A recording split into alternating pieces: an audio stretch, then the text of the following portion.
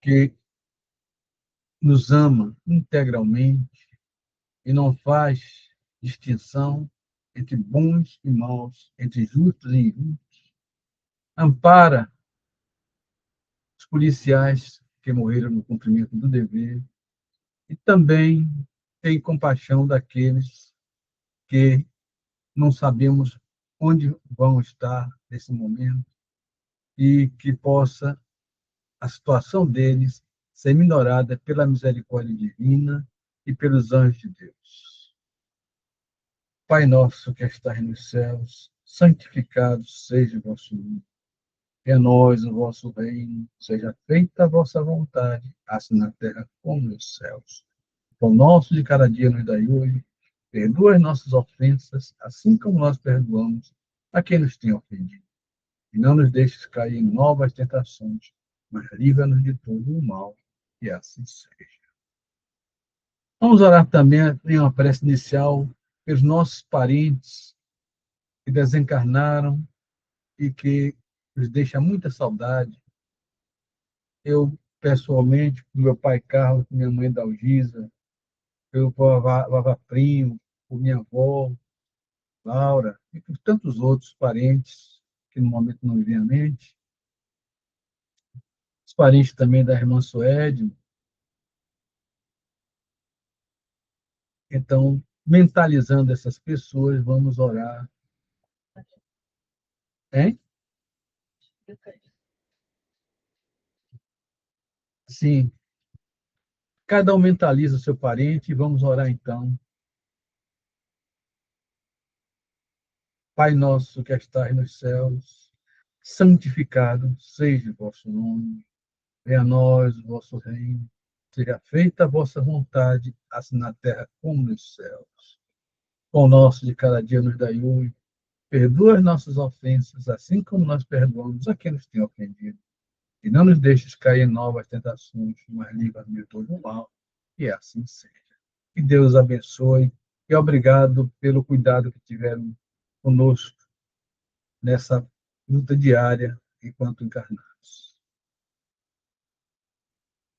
Rogamos também, Jesus, pelos que se encontram nas marquises das ruas, perdidos, confusos. Que Jesus tenha compaixão dessas pessoas que estão em estado de aflição. Também pelos que se encontram nos pronto-socorros, nas casas de caridade, nos orfanatos, nos abrigos de idosos, dos quais destacamos o de Tamira, que faz parte do nosso grupo. Que Deus tenha compaixão, misericórdia por todos esses nossos irmãos, para que eles possam ser socorridos, ajudados, orientados e passem a ter o apoio dos anjos de Deus em sua vida. Rogamos também, Jesus, aos mensageiros de Deus, aos bons espíritos, que magnetizem a água colocada neste ambiente com esta finalidade, para que esta água adquira propriedades especiais.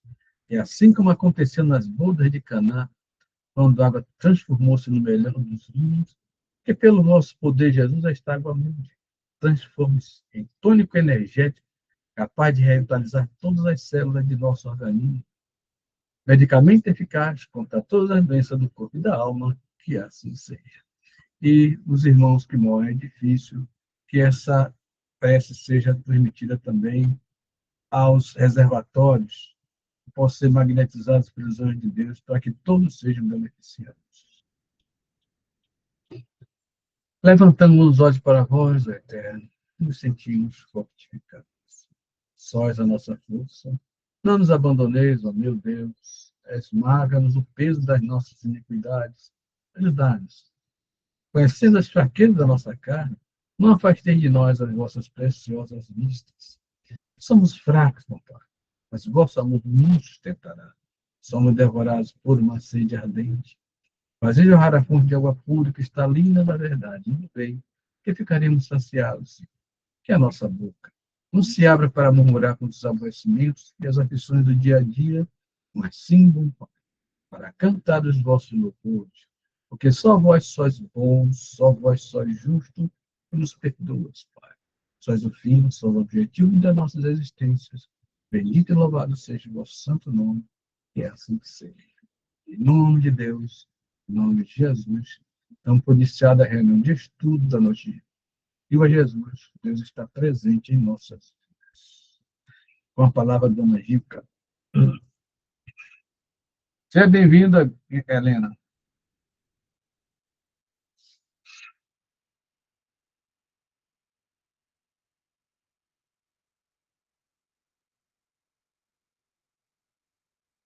Há muita diferença. E disse Pedro: não tenho prata nem ouro, mas o que tenho, isso te dou. É justo recomendar muito cuidado aos que se interessam pelas vantagens da política humana, reportando-se a Jesus e tentando explicar pelo Evangelho certos absurdos em matéria de teorias sociais. Quase sempre, a lei humana se dirige ao governo. Nessa forma, o que tens de pertence.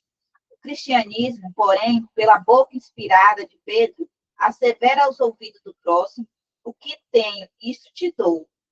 Já meditaste na grandeza do mundo, quando os homens estivessem resolvidos a dar do que possui para o edifício da evolução universal?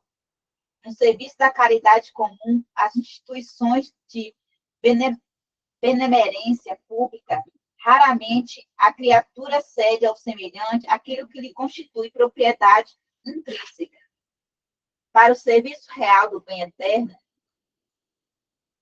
fiar-se a alguém nas posses perecíveis da terra tem caráter absoluto, o homem generoso distribuirá dinheiro e utilidades com os necessitados do seu caminho. Entretanto, não fixará em si mesmo a luz e a alegria que nasce dessas dádivas, se as não realizou com o sentimento do amor, que no fundo é a sua riqueza imperecível e legítima. Cada individualidade traz consigo as qualidades nobres que já conquistou e com que pode avançar sempre, no terreno das aquisições espirituais de ordem superior. No ouvides a palavra amorosa de Pedro e dar de ti mesmo no esforço de salvação, porquanto quem espera pelo ouro ou pela prata, a fim de contribuir nas boas obras, em verdade ainda se encontra distante da possibilidade de ajudar a si próprio.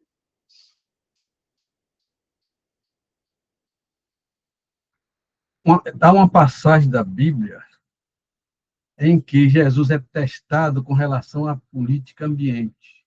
Os romanos dominavam a Judéia e os religiosos da época, espertos, querendo pegar Jesus em uma armadilha ideológica, coloca a Jesus a seguinte questão. Estava ali um coletor de impostos, que era um dos discípulos de Jesus, né?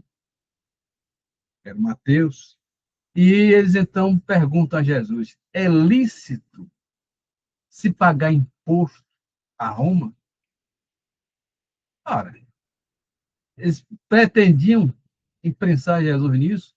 Se Jesus dissesse que não era lícito, eles podiam acusar Jesus de atentar contra o império.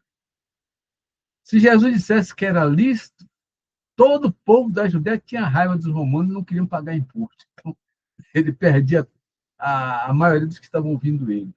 Aí Jesus saiu-se com uma interessante proposição. Segura esta moeda, de que é efígie a inscrição. Aí eles, é de César. Então, dai a Deus o que é de Deus e a César o que é de César. Então, nenhuma coisa e nem a outra. Nós aqui na Terra nos apegamos muito aos ídolos materiais. Nos enveredamos nos caminhos da política material e do ouro da ambição material. Queremos crescer de toda forma como se a vida, a encarnação fosse eterna, não tivesse um fim. No entanto, nós sabemos que um homem não vive muito mais do que 100 anos. Quando muito. A média de vida do homem no planeta é 84 anos, no planeta todo. Essa é a média de vida. Aqui no Brasil, eu tenho visto que alguns conseguem chegar entre clientes que já tive de 107 anos, né? Mas a maioria vai com 80, 82. Eu já estou com 80, caminhando para 81. Não sei se chego mais muito, tão muito longe assim, mas tenho que prever que não é mais 17 anos. Com 17 anos, tinha a vida inteira pela frente. Com 80 anos, já o estímulo já diminui mais. Porém, é importante que nós não demos tanto valor à matéria, às aquisições materiais, porque tudo isso vai ficar. A política também, não tomar partido por ninguém, porque, na verdade, todos nós somos falhos, tanto de um lado como do outro. E tomar partido em uma política é como Jesus, ao invés de decidir como ele decidiu, optasse ou pelo povo, dizendo que não, ou por César, dizendo que sim. E Jesus não fez nenhuma coisa nem outra. A gente deve seguir a intenção de Jesus. Não vamos nos envolver com problemas materiais, principalmente grosseiros, como é a questão da política material. Vamos procurar evitar esse tipo de vibração, porque prejudica nosso espírito. É muito ódio, é muita ira, é muita raiva, e as coisas são muito grosseiras. Não vale a pena a gente enveredar por esse campo. Vamos, portanto, evitar esse tipo de vibração. E com relação ao ouro que tantos querem acumular, vai ficar tudo aí. Se nós cuidássemos um pouquinho mais do que Jesus nos ensinou, amai-vos uns aos outros como eu vos amei, e fizéssemos isso, ocupando altos cargos da hierarquia terrestre, acho que as coisas melhoraram bastante, porque um gestor amoroso, dedicado ao bem, é uma pessoa que realmente consegue transmitir a seu semelhante as condições ideais de vida que todos nós temos. Mas isso é raro, e eu, na minha mente, assim, não me lembro de ninguém que chegasse a esse ponto, exatamente. Alguns chegaram perto, mas não chegaram a esse ponto. E a palavra está para a todos vocês. Você conhece algum político, René, que chegasse a amar o próximo como a si mesmo? É, tá difícil, né? Pois é grande casca de banana, né? A sobrevivência é a grande casca de banana que a gente aposta, assim, eu digo assim, eu diria por um contrato até de adesão, porque não dá para renunciar à vida, né? E não dá para renunciar às ações que nela é, existem, né? Que é toda essa necessidade material que a gente tem para se manter, inclusive manter o corpo. O grande desafio é de fato viver os dias, né? E acordar de manhã, se dando conta de ser espírito, né? Que a vida é infinita, porque a gente dilui muitas vezes essas necessidades em coisas pequenas, não que não sejam importantes, mas a gente acaba diluindo tudo em coisas menores, porque o que importa de fato é a nossa continuidade, né? Então, viver é algo excepcional, porque é algo sem fim, né? Verdade, Cláudio.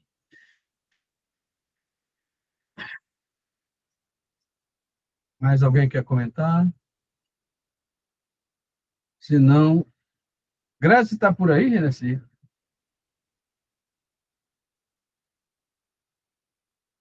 Genesi. Graziela está aí? Não, pai. Não, tá não, ela tá por aí. Ah, então tá. Helena, você pode ler o Evangelho, Helena? Tem como? Espera aí que eu vou pegar. Tá.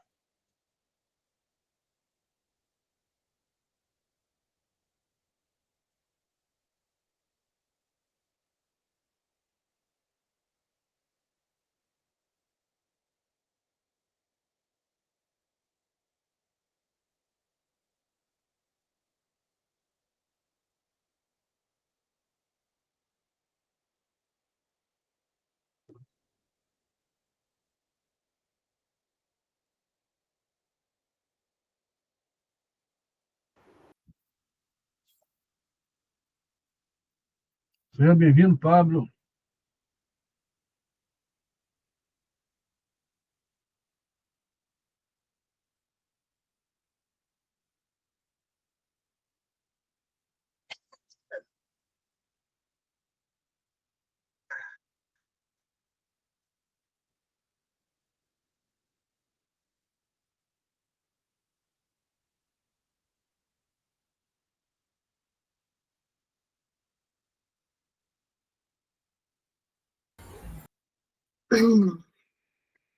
O maior mandamento. Mas os fariseus, ao verem que Jesus tinha feito calar a boca dos saduceus, reuniram-se e um deles, que era doutor da lei, veio fazer essa pergunta para tentá-lo. Mestre, qual é o grande mandamento da lei?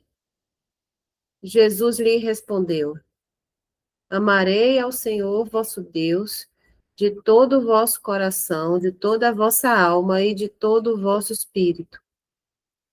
Este é o maior e o primeiro mandamento. E eis o segundo, que lhe é semelhante. Amareis ao vosso próximo como a vós mesmos. Toda a lei e os profetas estão contidos nesses dois mandamentos. Mateus 22, 34 a 40. Caridade e humildade, eis, portanto, o único caminho para a salvação. Egoísmo e orgulho, eis o caminho para a perdição. Este ensinamento está formulado em termos precisos nessas palavras. Amareis a Deus de toda a vossa alma e de todo o vosso e ao próximo como vós mesmos. Toda a lei e os profetas estão contidos nesses dois mandamentos. Jesus, para que não houvesse dúvidas na interpretação do amor a Deus e ao próximo, acrescentou: E eis o segundo, que é semelhante ao primeiro, isto é, não se pode verdadeiramente amar a Deus sem amar ao próximo, nem amar ao próximo sem amar a Deus. Portanto, tudo o que se faz contra o próximo é o mesmo que fazê-lo contra Deus.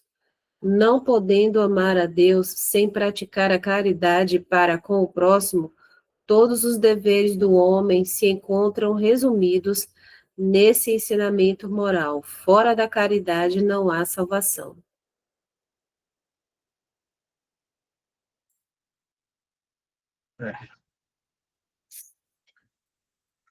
Muita gente acha que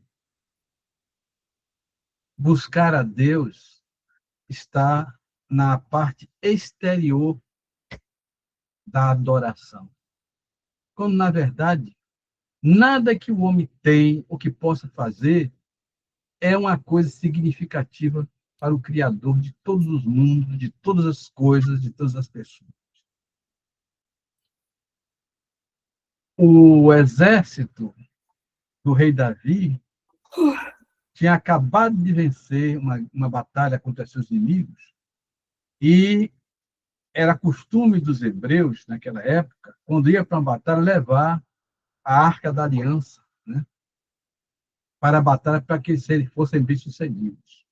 Então, vinha Davi na frente da comitiva, né, com a Arca da Aliança, pulando e dançando, e a rainha, uma das rainhas, né, que ele tinha várias mulheres, né, uma delas, que tinha sido filha do falecido rei, que ele tomou como esposa, ao chegar ele em casa, disse: Meu senhor, fizeste um papel muito feio, pulando e dançando como um qualquer do povo. E assim, eles não lhe terão respeito. E aí Davi retruca para ela: Eu pulei e dancei na frente do Deus que tirou a coroa do teu pai e deu para mim. Com relação a essas pessoas que você diz que não me terão respeito, elas sim terão muito respeito a mim. Mas eu pergunto a vocês, parece bom parece. Mas Deus estava ligando se ele deixasse dançar também. Não importava ele dançar ou não dançar, era a mesma coisa. Bom, um gesto de fé foi. Como também são as procissões, como também são as coisas que a religião costuma utilizar, né, como as danças, como os toques, como tudo mais que todas as religiões, até o espiritismo tem também, que toque violão. E nós sabemos que isso aí é coisa acessória. A Deus importa, sim, a nossa consciência, os atos que fazemos, daquilo que pensamos e de tudo mais que nos administramos em favor do nosso próximo e em prol do nosso crescimento espiritual. Ou seja, é o copo que é limpo por dentro e limpo por fora, e então fica totalmente limpo. Precisamos, portanto, nos ater à nossa conduta e a nossos pensamentos, muito mais do que as coisas exteriores que em nada significam para Deus. Porque Deus deu tudo a nós e continua dando. Deus é nosso provedor, é o provedor do universo. E através dos seus fluidos cósmicos, ele mantém a vida em todo o cosmos. A ele interessa que nós algum dia possamos, despir das nossas imperfeições, das nossas más tendências, dos nossos vícios, possamos então servir a ele de uma maneira mais santa que for possível, para sermos dignos de entrarmos no leito do rio da vida, sabendo que somos coroados por uma vida digna, uma vida honrada e, acima de tudo, por uma vida dedicada ao amor ao próximo, à compaixão, à caridade de uma forma geral. E a palavra está para todos vocês.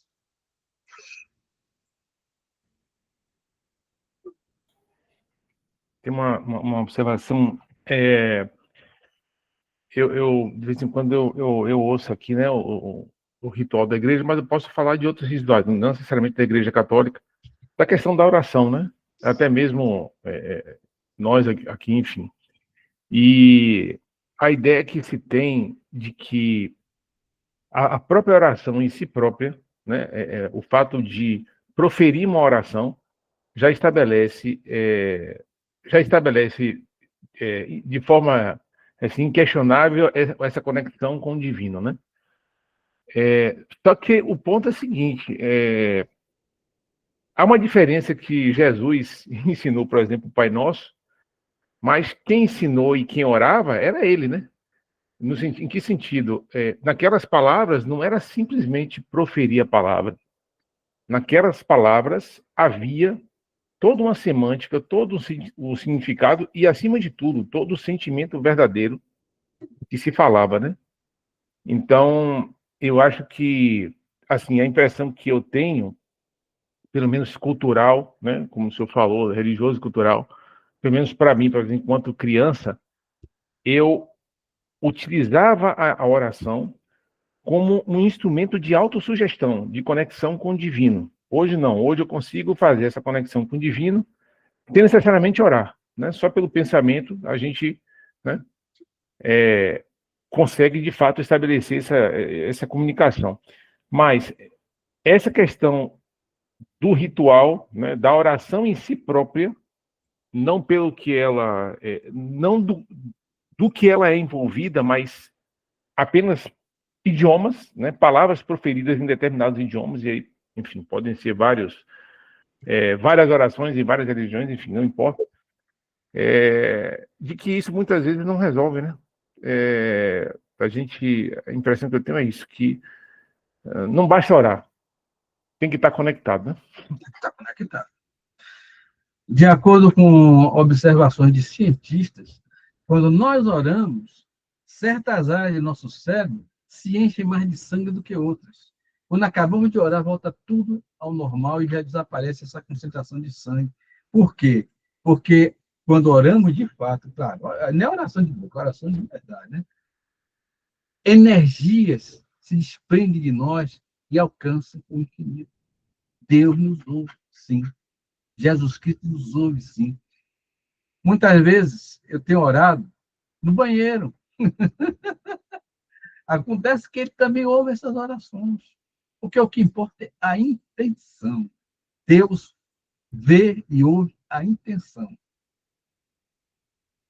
A gente pode orar, sim, conversar com Deus. Quando a gente está pensando em alguma coisa, mesmo sem falar nada, estamos conversando com o nosso Pai, nosso Criador. Ou então nosso irmão mais velho, Jesus Cristo. É uma conversa. Jesus Cristo também nos ouve. Não pensem vocês que Jesus Cristo é um espírito bobinho, né? Não sabe nada de nada. Está ali só sentado, né? E não, ele tem uma vibração, ele tem uma amplitude de perispírito que abrange todo o planeta. Então, ele ouve todas as orações. Aí vocês me perguntam, como é que você pode dizer isso? Você sabe, por acaso? Um grupo de cientistas norte-americanos procurou Chico Xavier para ver se radiações eletromagnéticas de Chico Xavier se expandiam até que ponto. E encontraram uma aura psíquica de Chico Xavier imensa. Agora, vocês imaginem, Chico Xavier, que era nosso Chiquinho, né? Que a gente sabe que era um santo mesmo, mas era nosso. Ainda a gente sabe que, de acordo com os espíritos, ele apertou o botão lá no planeta dele, quando ele ainda morava lá, né? Em outras dimensões. Então, que pensar do Jesus Cristo que há 4 milhões e meio de anos já era santo. De lá para cá ele só aumentou. Então, a aura dele atinge todo o planeta Terra. Ele ouve todas as nossas orações, até aquelas que nós não pensamos.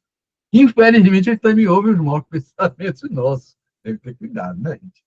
Vamos ter cuidado. Olha os pensamentos. Olha a nossa aura. Tá certo que a gente, de vez em quando, deu um deslize. É normal. Nós somos encarnados, né? E estamos envoltos também ainda em vibrações grosseiras. Ainda mais que não sabemos que o umbral foi esvaziado e a turma está toda por aqui. Não está mais por lá. Aquelas casas, aquelas cavernas, tudo foi queimado, dissolvido e não tem mais nada lá. Por quê? Porque o planeta Terra se aproxima de um outro estágio evolutivo. Assim como nós, o planeta também evolui. E não comporta mais aquele tipo de coisa que existia no umbral.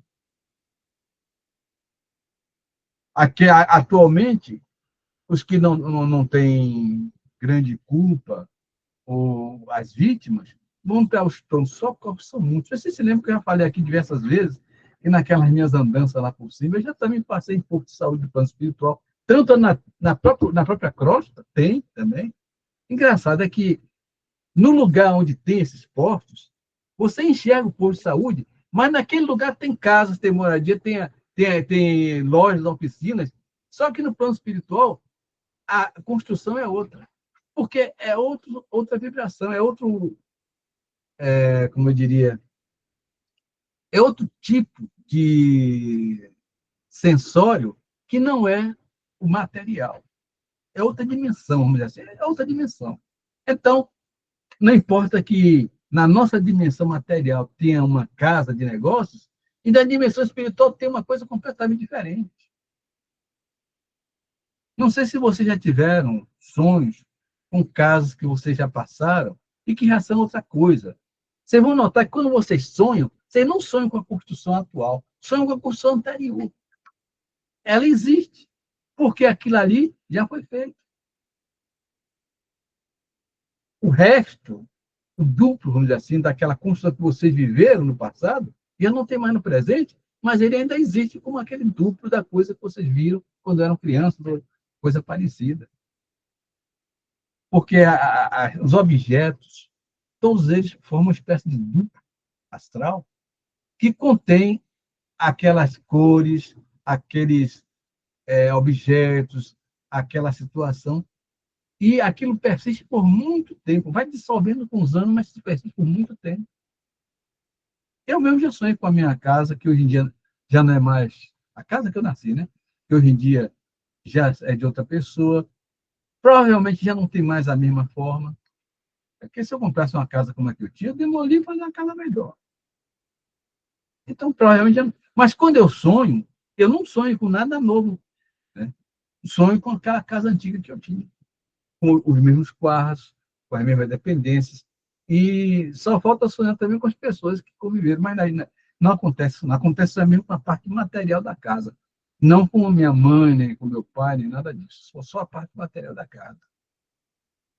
Portanto, meus irmãos, a situação atual, portanto, exige que nós temos cuidado para não cair demais nas vibrações. Ainda que temos um deslize, outro é natural, é normal, porque estamos encarnados em um plano de provas e expiações.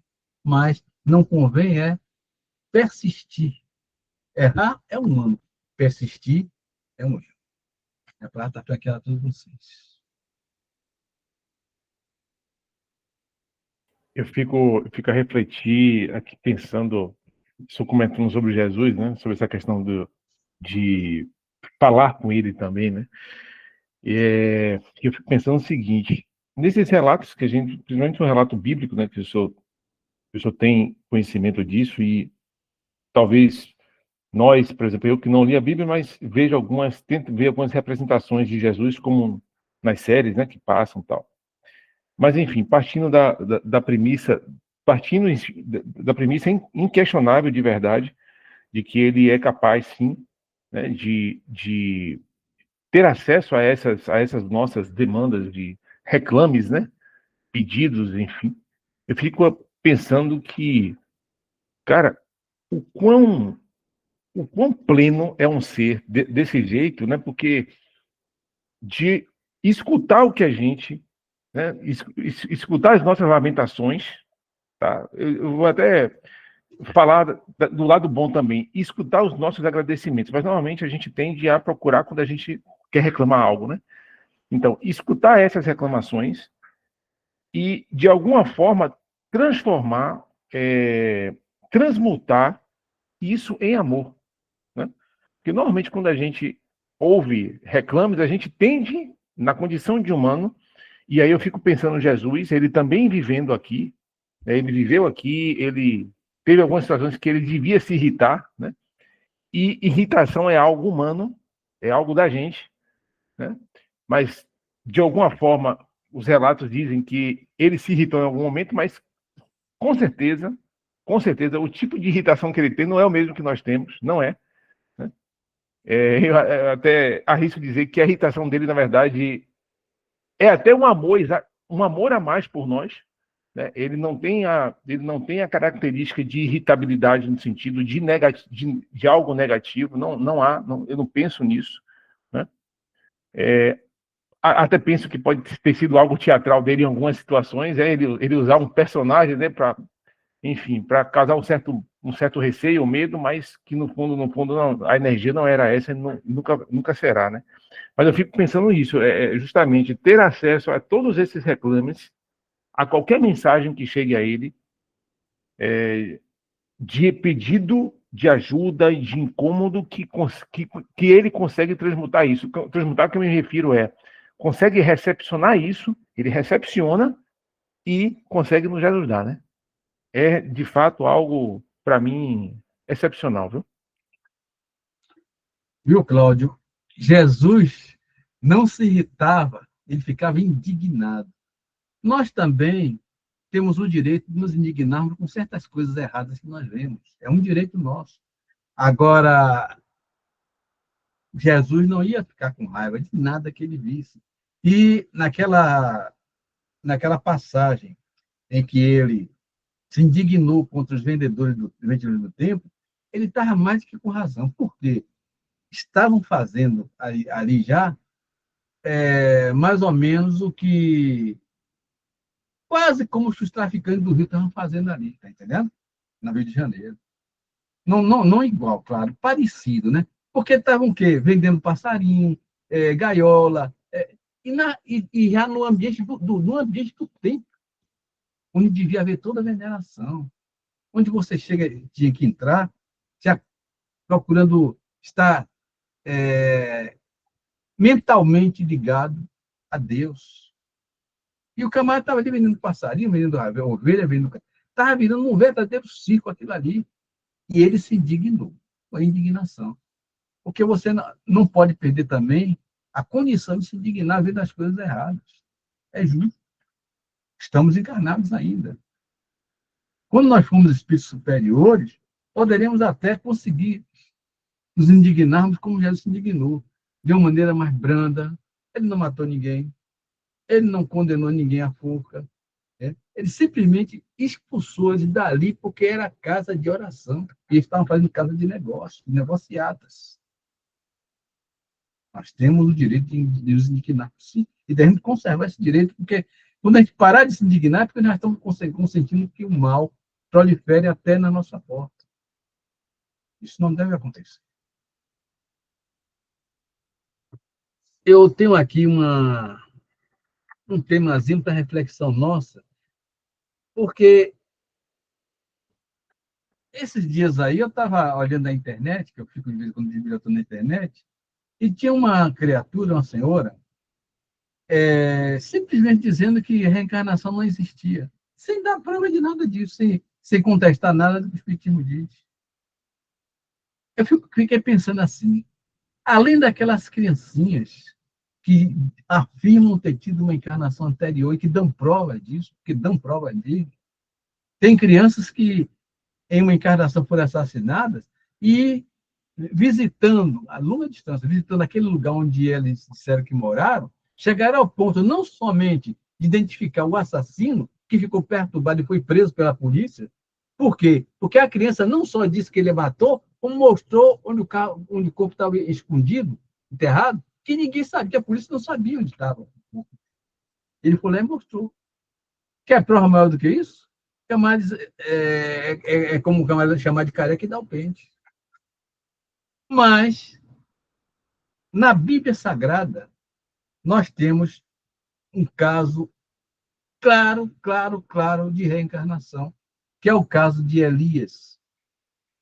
O profeta Elias, ele foi um profeta especial porque ele se colocou na situação de ter que combater as atitudes de uma rainha que era idólatra e de um rei que cedia aos encantos dela e acabava se tornando idólatra também. E ia contrário à lei de Deus, levando também o povo a ser idólatra e para fazer sacrifícios a Baal, a Astarte e outros deuses lá, né, naquela época. E então houve a necessidade de ele intervir e ele teve a coragem de dizer ao rei que ele realmente era pecador e a mulher dele pior do que ele ainda. Ele quer muito. Pensa bem o que é um homem do povo chegar para um presidente de república e, na tampa da cara, dizer essas coisas. Pior ainda naquele tempo que rei era o mandatário supremo. E as leis eram claras. O rei quer que morra, morre. Mas Deus conseguiu livrar ele, naturalmente com seu enorme poder, né, das mãos do rei. E ele previu, como castigo para esse rei, 7 anos de seca, ao ponto de que, no 7º ano, o rei já estava catando capim para comer, porque não tinha comida. Ora, ao final dos 7 anos, então os anjos disseram a ele que era a hora de ele encarar o rei cara a cara e dizer a ele que ia se acabar a seca. E dar ao rei condições para que ele passasse a ser um crente fiel e não um idólatra. Vai o profeta Elias e encara o rei e diz a ele que vai chover. Aí ele diz: és tu, meu inimigo. Ele diz: tu te tornaste inimigo de Deus, com tuas idolatrias e da sua mulher Jezabel. Aí então ele diz: por que o povo e o rei têm que ficar claudicando? Ora para um lado, ora para o outro. ou o Senhor é Deus, ou Baal é Deus. Nesse caso, eu faço uma proposta. Que os 450 sacerdotes de Baal façam o sacrifício a Baal em cima do monte, e eu vou fazer também um sacrifício ao Senhor em cima do monte. E aquele que responder com fogo, porque nós não podemos tocar fogo, não. Tem que esperar que o Deus responda com fogo. Se Baal é Deus, ele responda com fogo. Se o Senhor é Deus, ele responda com fogo. Aí o rei disse, a proposta é boa. E todo mundo que estava ali aplaudiu a proposta. Aí já ele entrou numa situação que está protegido pelo próprio rei. E foram fazer a proposta dele. Ele disse, olha, como os sacerdotes de Baal são 450, são muitos, que eles comecem primeiro. Eu começo por último. Aí os sacerdotes colocaram um bezerro, né? E foram fazer a oferenda. E ficavam se lancetando, saindo sangue e tudo mais, eu rodando ao redor do altar e nada acontecia, porque Baal, na verdade, era o quê? Dizem alguns espíritos que eles eram obsessores, que ficavam por ali e chegavam até mesmo a dar a impressão que tinha alguma coisa naquela estátua. Na verdade, era uma estátua de Baal, e não um Deus. Mas, como havia movimentação em torno daquilo ali, porque os obsessores faziam isso, muitos deles acreditavam piamente, porque, pense bem, você sabe que você fez uma estátua, então você dá poder a ela? Não. Alguma coisa devia acontecer por ali que ele chegava e pensava, puxa, eu fiz a estátua, mas tem uma coisa a mais ali. E acreditava em Baal, né? Em Astarte, outros também. Aí eles ficaram até já findar o dia e nada acontecia. Até que Elias disse, agora é minha vez, chega. Aí mandou fazer o altar conforme as instruções que eles tinham de como fazer um altar, né? Os judeus. E colocou lá o carneiro, né? E ele então implorou ao Senhor, dizendo que o Senhor respondesse. Naturalmente, vocês vejam bem, tem uma coisa diferente. Os sacerdotes de Baal ficaram ao redor do cordeiro, mas não puseram água no cordeiro. No entanto, ele colocou que jogasse bastante água no cordeiro. Mais ainda, façam um rego ao redor do altar e joguem água no altar, toda a que vocês conseguirem encontrar no reino, porque tinha pouca, né? Joguem lá. Eles fizeram isso. Até que formou um lençol de água ao redor do altar. O que ele fez? Estar norte de um monte. Ele criou uma diferença de potencial entre a nuvem que já se aproximava, né? Porque ia chover mesmo, e o altar dele com água. Você sabe que a água aí, no caso, atraiu o raio. Então, desceu um raio, queimou o cordeiro, queimou a água toda, ficou seca ao redor do altar, e aí todo mundo, ei, o Senhor é Deus. Aí, o que é que faz Elias? Deus só mandou até aí. Elias pegou os sacerdotes de Baal, os 400 sacerdotes de Baal, e cortou a cabeça deles, tudo no riacho de Quidrão que passava ali embaixo. Não escapou nenhum.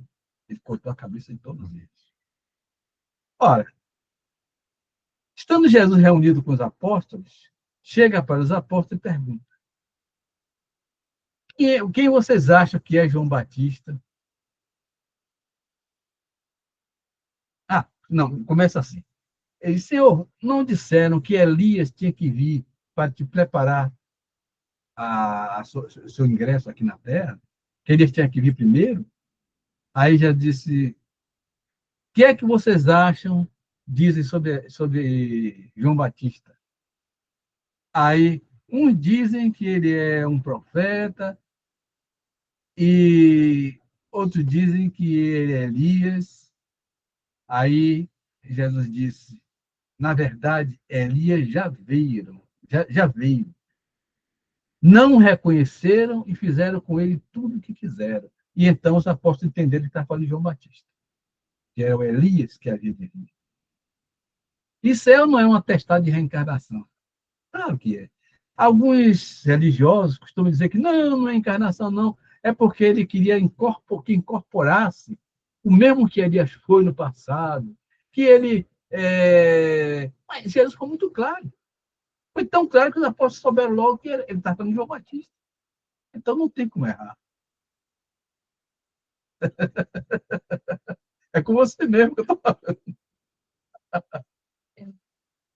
Não, né? Então, meus irmãos, eu vou ler aqui o que eu vi aqui na Bíblia. E vocês, se quiserem, tiverem curiosidade, essa parte de Elias com os profetas, ele está em 1 Reis, de 18 a 41. Quem quiser pode anotar. 1 Reis, de 18 a 41. A Bíblia Sagrada. E a parte de Jesus, dizendo que ele era João Batista, está em Mateus 11, 14. Então, vocês que tiverem essa curiosidade, é só anotarem e depois vocês vão olhar na Bíblia Sagrada. E a palavra está franqueada a todos vocês. O que é que vocês acham disso?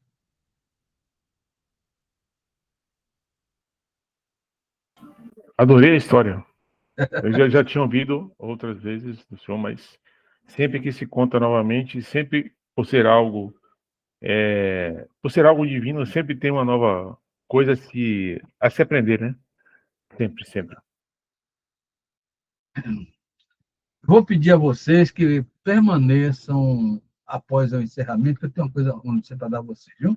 Depois do encerramento da reunião nossa aqui. Eu vou entregar a palavra agora para a Gilca.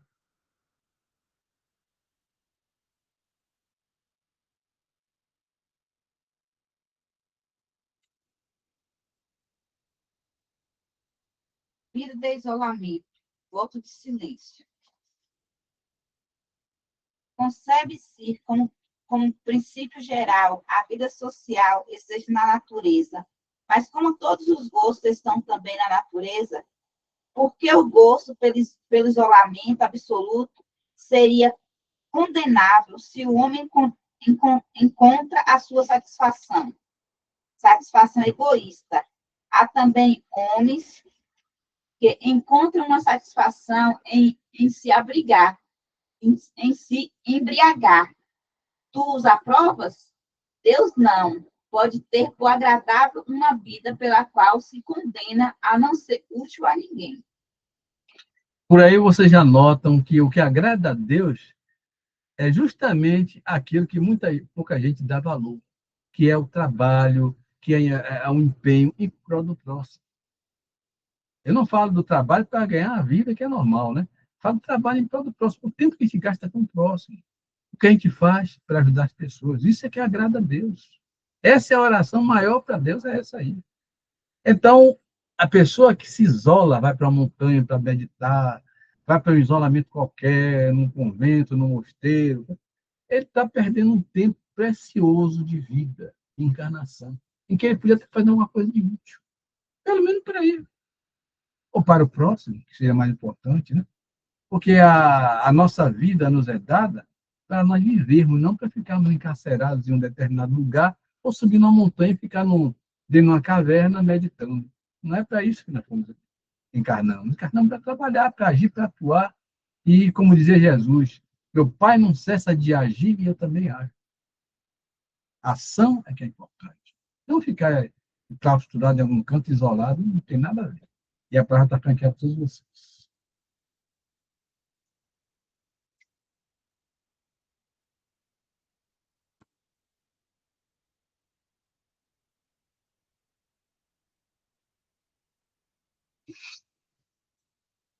Bom, como ninguém quer falar, vamos então para a segunda pergunta. Que pensar dos homens que vivem na reclusão absoluta para para fugir ao contato do mundo, duplo egoísmo. Mas se esse retiro tem por objetivo uma expiação, impondo-se uma privação penosa, não é ele meritório? Fazer mais de bem do que se faz de mal. É a melhor expiação.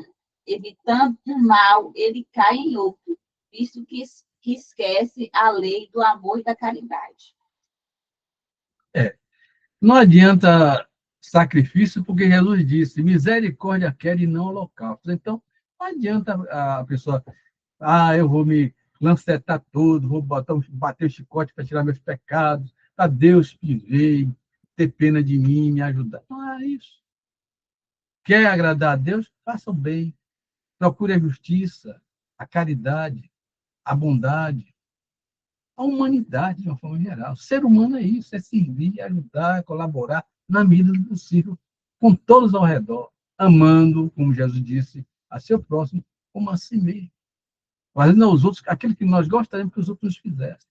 Isso aí é humanidade. E a palavra foi que a todos vocês.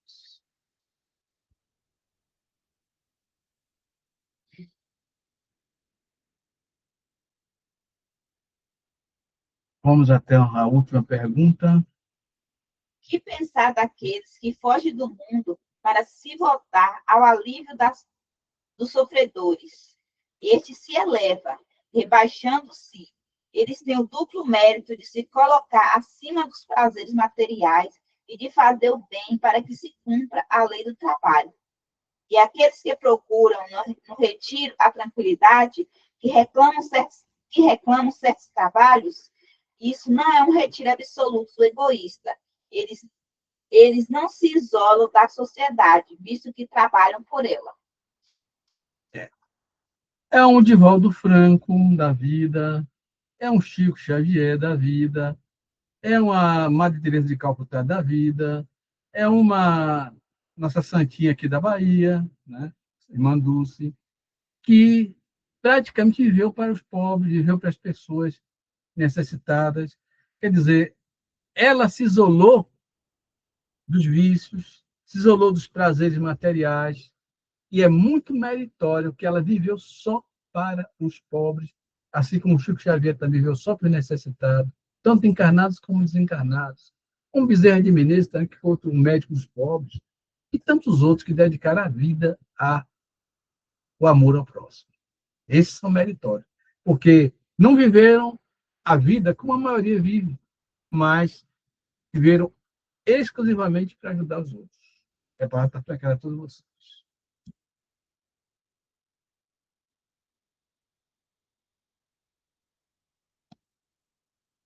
Como ninguém quer falar, e ainda lembrando que eu quero conversar com você depois da reunião, vamos então encerrar a nossa reunião de hoje, agradecendo a Jesus por tudo aquilo que foi dito e ouvido, e rogando a Jesus que nos abençoe, que nos proteja, que nos livre de todo o mal, que possa, as coisas que foram ditas aqui, entrarem realmente em nossa consciência e nós possamos colocar em prática tudo que foi dito e ouvido.